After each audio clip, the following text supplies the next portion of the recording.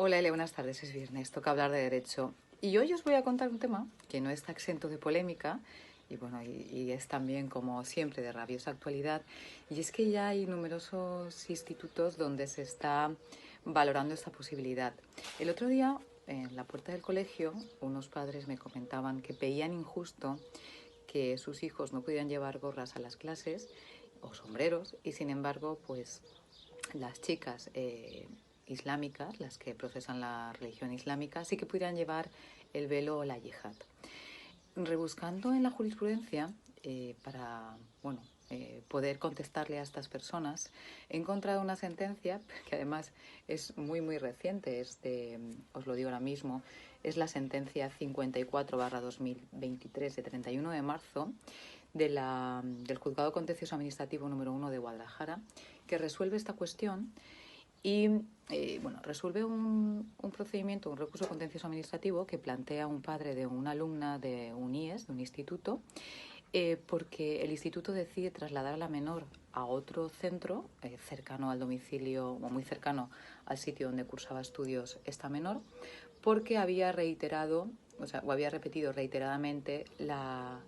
desobediencia o no aceptar la orden del centro de no llevar la yihad o el pañuelo islámico cuando estuviera en clase recibiendo la actividad docente. El padre entiende que se está menospreciando, se está menosvalorando el derecho de expresión de la menor, el de la propia imagen e incluso el derecho a la libertad o a los derechos fundamentales que tienen el colectivo islámico en función de la religión que procesan. Esta cuestión, como os digo, no está exenta de polémicas, llegó al Tribunal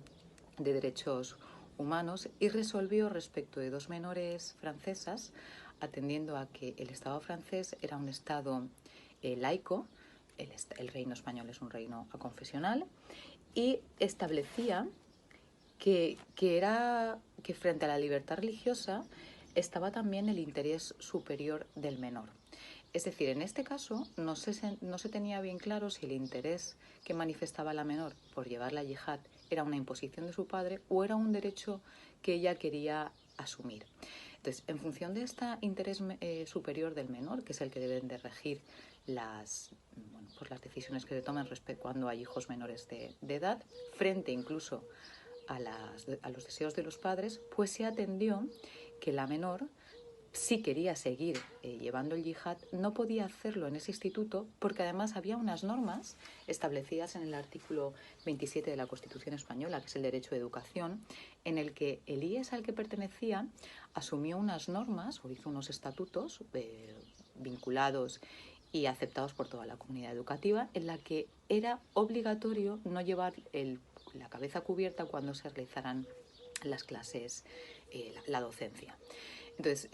lo que viene a decir la sentencia es que esta familia y esta menor sabían de esta prohibición y aceptaron formar parte de ese instituto, aunque más adelante, pues en numerosas ocasiones mostraron su disconformidad a no descubrirse la cabeza. Pero además planteaba lo que me decían estos padres en las puertas del colegio, es decir, ¿por qué mis hijos no pueden llevar una gorra si quieren y las menores de la religión islámica sí que pueden llevar la cabeza cubierta? Entonces hablaba de una especie, una discriminación por función de esa situación ideológica y resolvía, como os digo, que pasara a otro centro que además estaba muy cercano y que, lo que venía a decir la sentencia es que, os la leo, se haría prevalecer, si no fuera así y permitiéramos que la menor llevara el yihad en este centro educativo, se haría prevalecer la intransigencia del padre de la menor frente al respetuoso cumplimiento de la normativa por parte del resto del alumnado.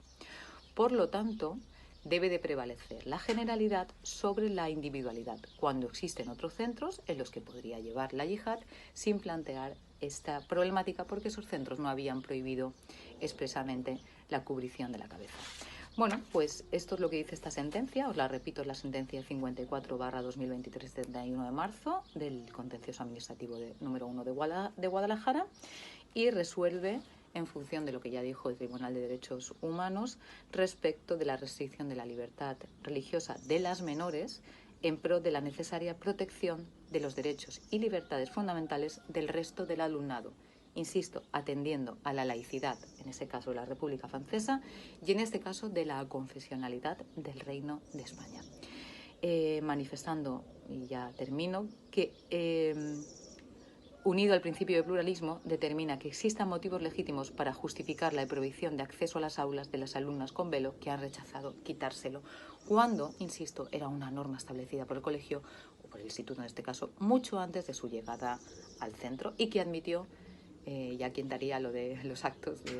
de las voluntades establecidas en un primer momento, que luego pues han ido cambiando o han ido modificándose desatendiendo esas normas. Dicho esto, nada, espero que os haya parecido interesante.